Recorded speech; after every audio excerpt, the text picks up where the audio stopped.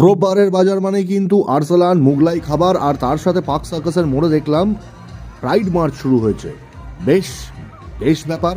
যাই হোক, তো পেটে ইঁদুর দৌড়াচ্ছিল, তো পৌঁছে গেলাম আরসালান। আরসালানে প্রথমেই যেটা লাগে সেটা হচ্ছে স্টার্টার, আর এখানে স্টার্টার বলতেই কিন্তু সব থেকে সেরা যেটা সেটা হচ্ছে মালাই কাবাব।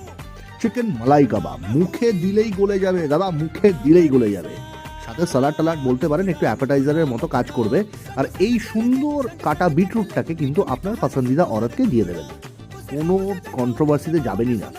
তারপরে মাটন রোগান জোশ, আর সাথে চলে এলো মাটন বিরিয়ানি। উফ, ডিমটা, ওফ, মাটনের পিস আর আলুটা গরম গরম, মানে একদম জমে ক্ষীর। হ্যাঁ, গরম কিন্তু জমে ক্ষীর।